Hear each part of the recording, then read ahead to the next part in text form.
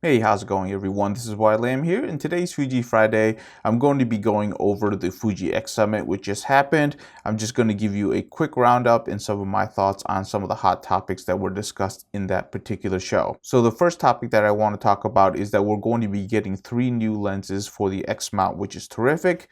Now we already know one of them is going to be the 50mm f1.0, which is probably going to be a great portrait lens. It is going to be quite big and it's probably going to be very expensive. So I feel like that's kind of a niche lens. We know from previous years that Fujifilms did want to make a pro line of lenses, and we've already seen most of those come out, and they are terrific lenses, but they are quite expensive. So it's something that they've been trying to fill out, and this is just another one of those. And personally, I am interested to see what it does look like and what the reviews are from professionals, but honestly, as an enthusiast in photography now, I'm really not interested in owning that lens. I'm really hoping for one wide angle lens and then one telephoto lens, whether it's a zoom or a prime. Really don't care, but it'll be interesting to see what they pick, or it could be an improvement of one of their existing lenses.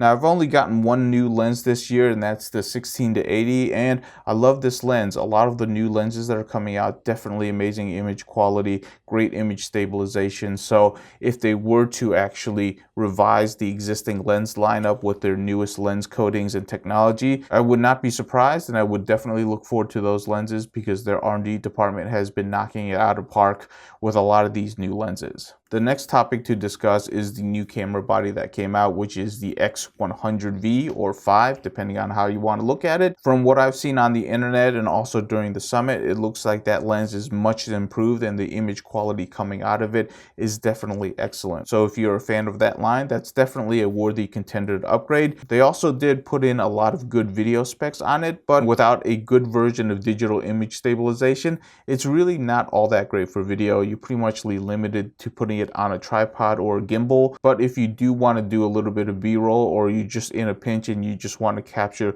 a quick video moment, it's definitely going to be able to capture you some great quality. It's just that it might be a little bit shaky and you're going to have to do a little extra work during post. The last topic to discuss is their GFX line, which they're really bringing out a whole lot of lenses. It's actually amazing how fast those lenses are, and it just goes to prove that this is not a one-trick pony. I remember at the beginning of 2019, a lot of people were predicting that GFX line was going to die out. It was going to be a niche camera. It's not something that was going to catch on. But with the release of the GFX 100 and the capabilities that that camera brought to market, it pretty much cemented Fujifilms is going to continue building out the GFX line, and it's going to change the way people look at medium format.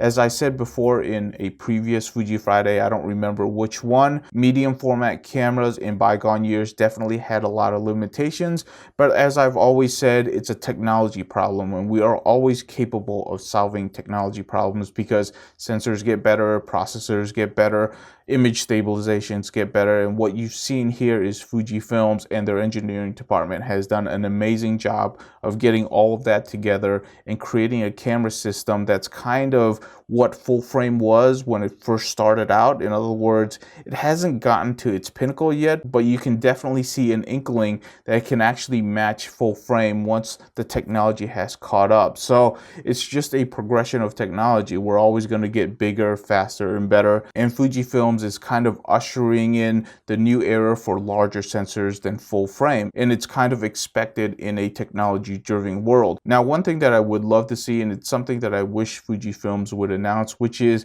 to have like a baby GFX 100. Now, you know, we have the XT3, but we also have an XT30, so I would love to see a GFX 100 and maybe a GFX 1000, no, maybe a GFX 75 or something like that.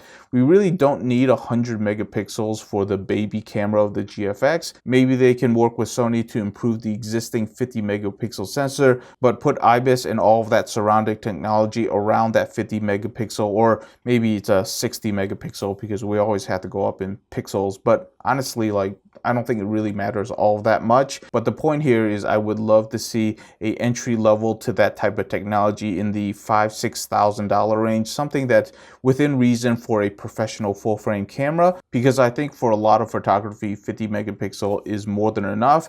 And for video, it's definitely more than enough. I really would love to have a large format sensor and be able to start making videos on that sensor, because it definitely does give a unique touch to it, and it's something that I really do want to experience. It is definitely something that I want to dive into and learn. I do believe that it's going to be the future, and it's only going to continue to grow in popularity.